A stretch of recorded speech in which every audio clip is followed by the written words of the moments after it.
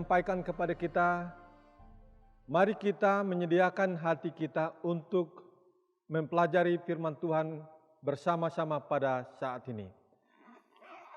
Pada suatu kali, satu keluarga sedang merayakan pesta ulang tahun untuk seorang ibu. Mereka sangat senang oleh karena mereka bisa berkumpul bersama-sama. Keluarga ini memiliki 5 orang anak. Anak yang pertama sudah besar, bahkan sudah bekerja. Demikian juga anak kedua, anak ketiga masih sekolah, anak keempat juga masih sekolah, dan anak yang kelima masih kecil dan baru duduk di kelas bangku, duduk di kelas 1 SD. Mereka semua berbahagia. Keluarga ini sangat bersuka cita oleh karena mereka adalah keluarga yang berbahagia. Pada saat mereka merayakan ulang tahun ibunya, maka masing-masing anak ini diminta untuk memberikan kado kepada ibunya yang sedang berulang tahun. Kemudian setelah diadakan perayaan, maka masing-masing anak ini mengumpulkan kado mereka masing-masing dan memberikan kado satu persatu kepada orang tua yang mereka kasihi ini. Anak yang tua membawa kadonya, dengan senang hati dia menyerahkan kadonya. Ibunya membuka, di dalamnya terdapat gaun putih yang sangat indah. Lalu anaknya memberikan keterangan, ibulah yang telah pertama kali mengajari saya untuk mengenakan pakaian. Itulah sebabnya saya memberikan gaun ini sebagai kado untuk ibu. Karena ibu yang telah mengajar saya untuk mengenakan pakaian.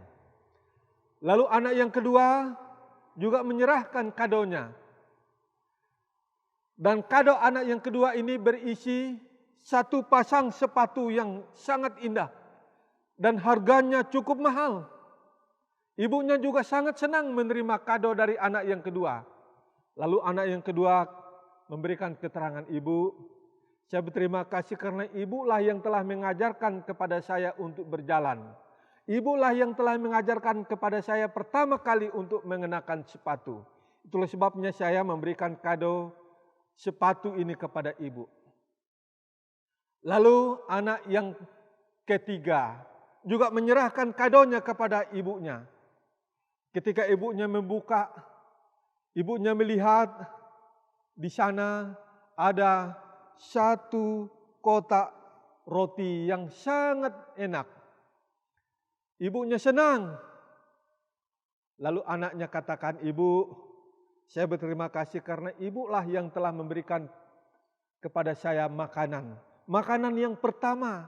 Dan ibu juga yang pertama yang mengajarkan kepada saya untuk bisa makan. Sampai saya bisa menjadi besar seperti ini. Lalu anak yang keempat, dia menyerahkan kadonya kepada ibunya.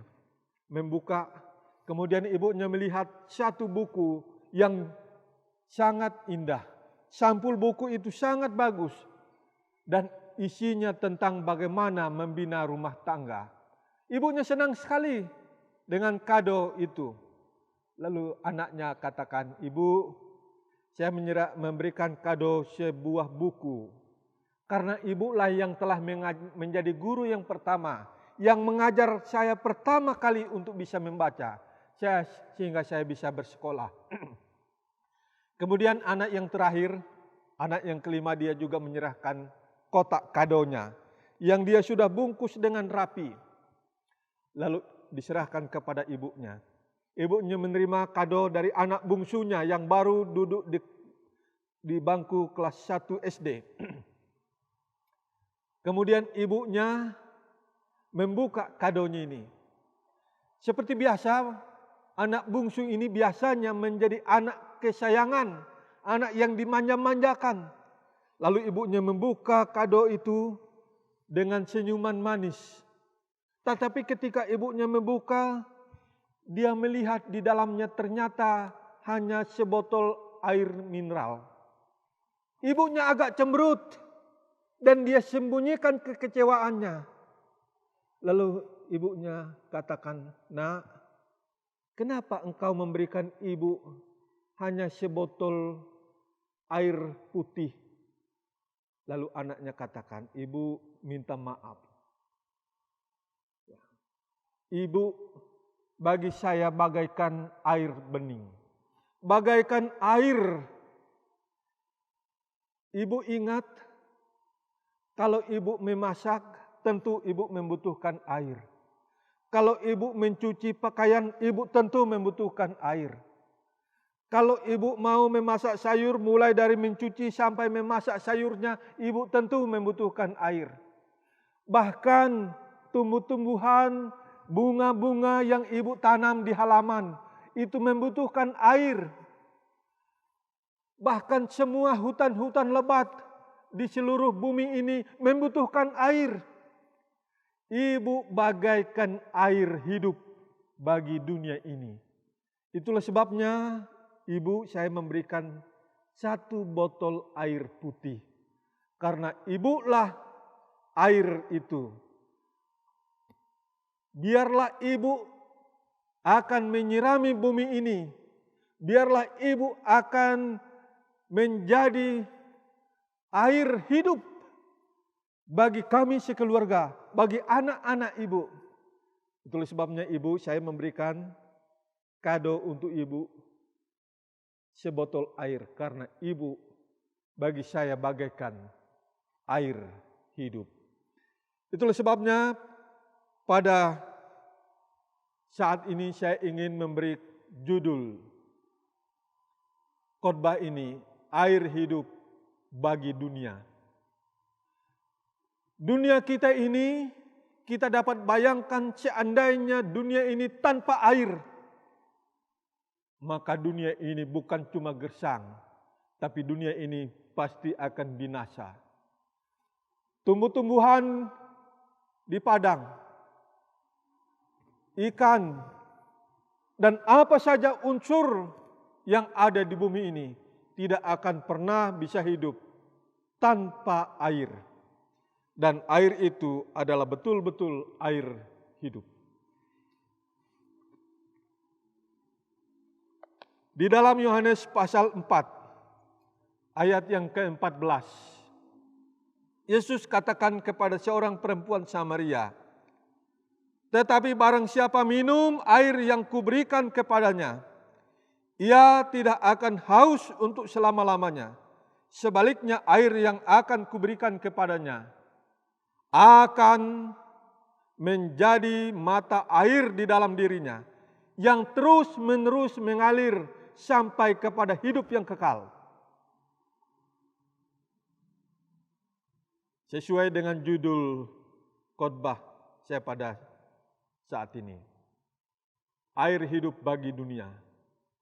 Dan Yesus katakan, "Aku akan memberikan air yang akan memberikan hidup, yang akan terus-menerus mengalir sampai kepada hidup kekal." Maka Yesuslah air hidup itu. Yesus air hidup bagi dunia ini. Dunia ini bagaikan laut mati yang tidak dapat memberikan kehidupan. Setiap orang yang lahir ke bumi ini, maka betul dia harus berjuang menghadapi kematian.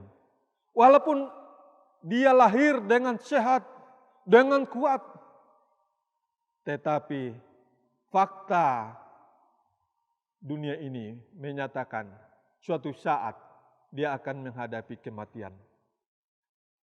Penulis Alkitab menggambarkan tentang hidup yang diberikan oleh Allah itu di dalam Yeskel pasal 47. Pemirsa di rumah, mari kita membuka Yeskel pasal 47. Pasal ini di bagian pertama berisi 12 ayat. Perikopnya adalah sungai yang keluar dari bait suci. Saya hanya ingin membawa kita membaca mulai ayat yang ketiga. Di ayat yang ketiga itu mengatakan, sedang orang itu pergi ke arah timur dan memegang tali pengukur di tangannya. Ia mengukur 1000 hasta dan menyuruh aku masuk ke dalam air itu. Maka dalamnya sampai di pergelangan kaki. Ia mengukur 1000 hasta lagi dan menyuruh aku masuk sekali lagi ke dalam air itu. Sekarang sudah sampai di lutut. Kemudian ia mengukur 1000 hasta lagi dan menyuruh aku untuk ketiga kalinya masuk. Dan air itu sudah sampai di pinggang. Sekali lagi di ayat yang kelima dia katakan, ia mengukur 1000 hasta lagi. Sekarang air itu sudah menjadi seperti sungai. Sebab air itu sudah meninggi sehingga orang dapat berenang. Suatu sungai yang tidak dapat diseberangi lagi. Ini adalah air yang keluar dari samping bait suci. Saya ingin mengajak kita kembali. Kalau tadi kita membaca mulai ayat yang ketiga, saya ingin mengajak kita kembali ke ayat yang pertama sampai ayat yang kedua. Penulis menuliskan demikian. Kemudian ia membawa aku kembali ke pintu bait suci. Sungguh, ada air keluar dari bawah ambang pintu bait suci dan mengalir menuju ke timur. Sebab bait suci juga menghadap ke timur. Dan air itu mengalir dari bawah bagian samping kanan dari bait suci itu, sebelah selatan mezbah. Lalu diiringnya aku keluar melalui pintu gerbang utara dan dibawanya aku berkeliling dari luar menuju pintu gerbang luar menghadap ke timur. Sungguh air itu membual dari sebelah selatan. Apa maknanya ini?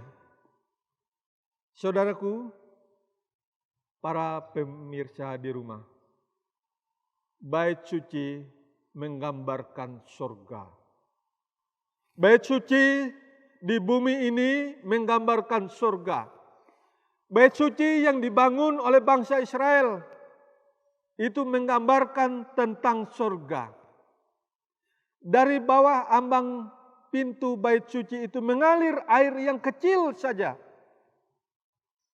Aliran air yang kecil.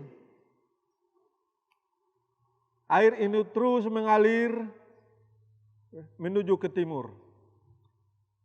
Air yang keluar dari bawah ambang pintu bait suci ini, yang hanya kecil ini, yang terus mengalir menuju ke timur, menuju ke Araba Yordan dan bermuara di Laut Mati. Laut Mati adalah laut yang tidak dapat memberikan kehidupan apa-apa.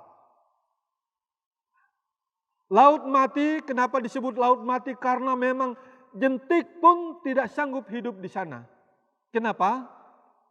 Oleh karena Laut Mati ini adalah laut yang sangat asin. Tidak ada yang bisa hidup di sana. Tetapi jika kita melanjutkan pembacaan kita dalam Yeskel 47 ini,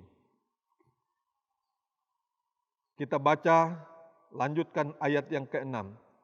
Lalu ia berkata kepadaku, sudahkah engkau lihat, hai anak manusia?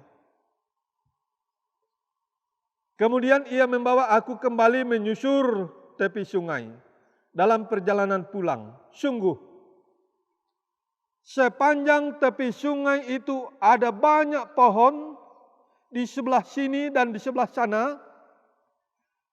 Ia berkata kepadaku, sungai ini mengalir menuju wilayah timur dan menurun di Araba Yordan dan bermuara di Laut Asin. Air yang mengandung banyak garam dan air itu menjadi tawar. Sehingga kemana saja sungai itu mengalir, segala makhluk hidup yang berkeriapan di sana akan hidup. Kemana saja air sungai itu mengalir, maka akan ada kehidupan. Itulah sebabnya saya mau ulangi lagi, air inilah air yang memberikan kehidupan bagi dunia. Mari kita lanjutkan ayat itu. Ikan-ikan menjadi sangat banyak, sebab kemana saja air sungai itu sampai, air laut di situ menjadi tawar. Dan kemana saja sungai itu mengalir, semuanya di sana ada hidup.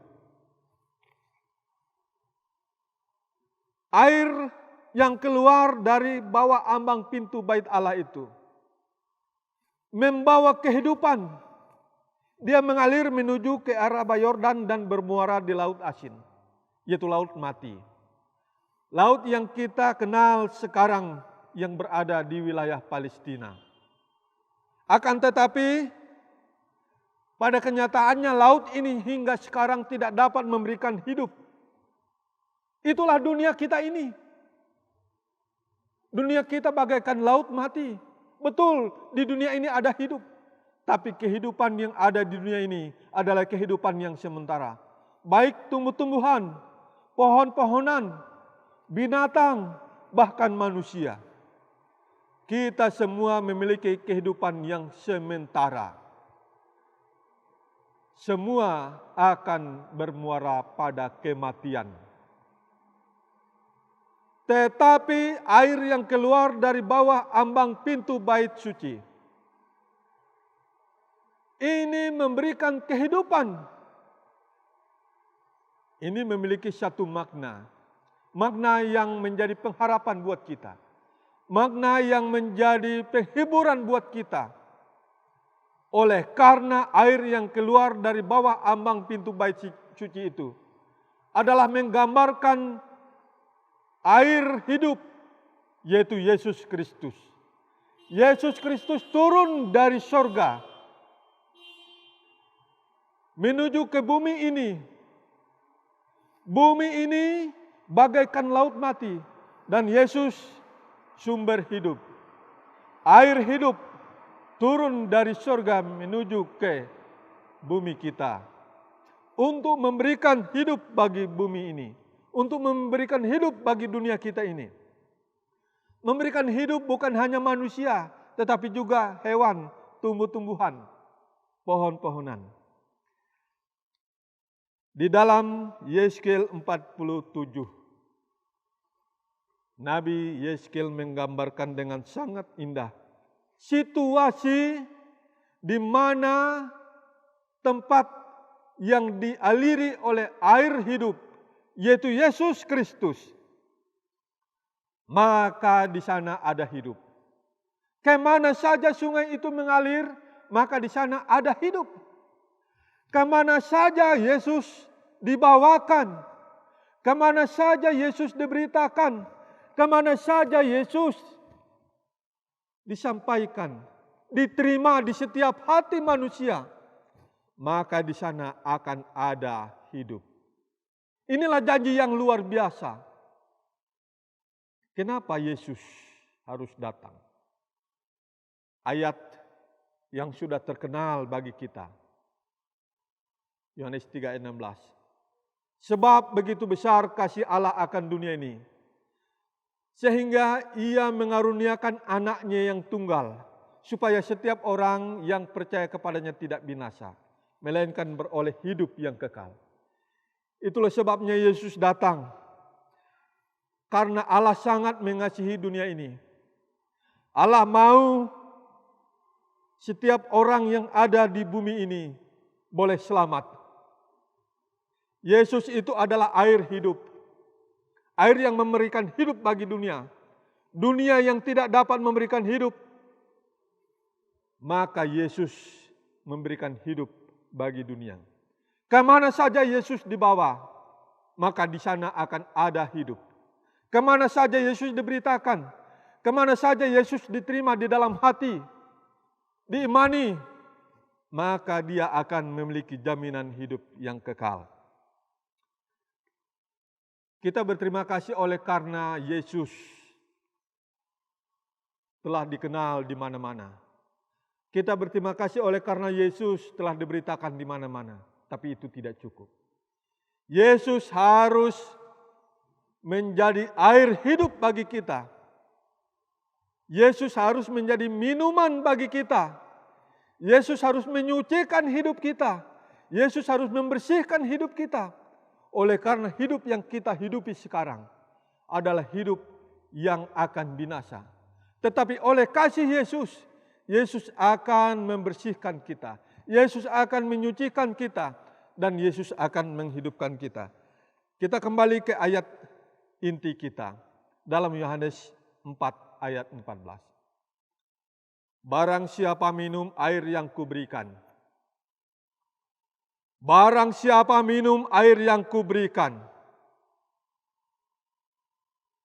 ia tidak akan haus untuk selama-lamanya. Sebaliknya air yang akan kuberikan kepadanya akan menjadi mata air yang terus-menerus mengalir sampai kepada hidup yang kekal. Yesuslah air hidup itu. Yesus akan membawa kita kepada hidup yang kekal. Setiap orang yang percaya kepada Yesus, setiap orang yang menerima Yesus sebagai air hidup, maka Yesus akan membawa dia sampai kepada hidup yang kekal. Mari kita terima Yesus air hidup. Mari kita minum Yesus air hidup. Oleh karena Yesus akan membawa kita sampai kepada hidup yang kekal. Dunia ini tidak dapat memberikan kehidupan kepada manusia, kepada hewan, bahkan tumbuh-tumbuhan. Tetapi Yesuslah yang telah memberikan hidup. Yesus datang dari surga ke bumi ini menjadi manusia agar supaya dia dapat memberikan hidup bagi dunia ini. Agar supaya dia dapat memberi hidup bagi saudara dan saya. Setiap orang yang menerima Yesus, setiap orang yang percaya kepada Yesus, maka di dalamnya mengalir aliran-aliran air hidup oleh Yesus Kristus yang akan terus-menerus mengalir sampai kepada hidup yang kekal. Mari kita selalu bersama-sama dengan Yesus. Mari kita untuk tinggal bersama-sama dengan Yesus. Karena Yesuslah air hidup dunia ini. Karena Yesuslah sumber hidup bagi dunia ini. Tanpa Yesus, dunia kita ini gersang. Tanpa Yesus, dunia kita akan binasa. Karena dunia ini tidak dapat memberikan apa-apa bagi penduduknya, bagi semua isi dunia ini. Itulah sebabnya Yesus datang. Yesus turun dari surga ke bumi ini untuk memberikan hidup yang kekal. Oleh karena Yesus mengasihi kita. Oleh karena Yesus rindu agar supaya kita semua dapat diselamatkan bersama-sama. Agar supaya kita semua tidak binasa, melainkan kita semua beroleh hidup yang kekal. Terimalah Yesus. Bersama-samalah dengan Yesus. Dan tinggallah selalu bersama-sama dengan Yesus. Karena Yesuslah air hidup bagi dunia ini. Bagi saudara dan saya. Mari kita tetap bersama-sama dengan Yesus sepanjang hidup kita. Tuhan kiranya memberkati. Pemirsa di rumah, mari kita tunduk kepala, kita berdoa bersama-sama. Bapa di surga, terima kasih oleh karena kami sudah belajar bersama-sama akan firman Tuhan. Terima kasih oleh karena kami sekarang tahu bahwa Yesuslah air hidup. Dan Yesus telah memberikan hidupnya untuk memberikan kehidupan bagi kami semua.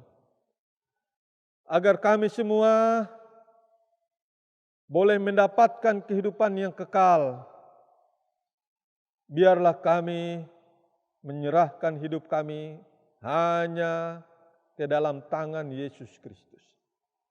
Biarlah kami tetap tinggal bersama-sama dengan Yesus dan tinggal untuk selama-lamanya. Dan Yesus, biarlah Yesus alirkan air hidup itu dalam kehidupan kami, agar air itu terus-menerus